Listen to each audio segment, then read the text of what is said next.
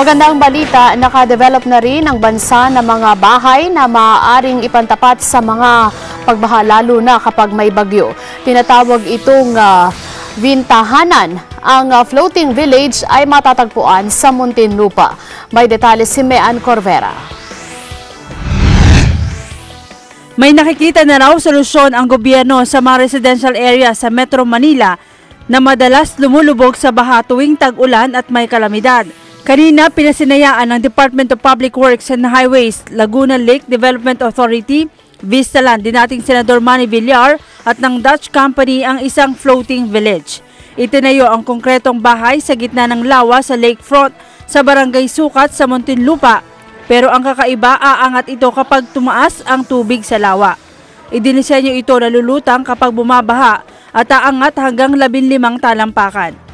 Ayon kay LLDA at Presidential Advisor on Environment and Protection Neric Acosta, maaring magamit itong pattern ng mga local government units na prone sa baha tuwing tag-ulan.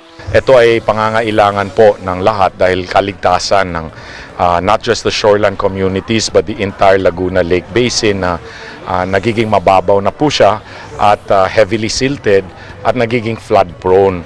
Kaya po naghahanap tayo ng mga ganitong innovations. Ayon kay Villar, naisip nila ang ganitong programa matapos manalasa ang bagyong Yolanda. Nakita raw nila ang ganitong proyekto sa the Netherlands kung saan 15 hanggang 20% ng residential area ay nasa tubig na. Baka lake ito baka hindi pa natin kaya rito pag malakas ang alon. So sa mga sea. Totoo naman yon kasi kaya nila gustong alisin dahil lumulubog nga But this is different. Ito kasi hindi lumulubog Kaya sumasama siya sa baha Kaya nung yung nakita namin sa New Orleans, dahil nag-ikot sa buong mundo kami ni Paulo Villar ay nag-ikot kami, naghahanap kami ng technology. Nahanap namin nga sa Netherlands saka sa New Orleans. Talagang umangat talaga hanggang 15 feet o 15 meters. Kaya pag tataas ang tubig, tumataas din siya.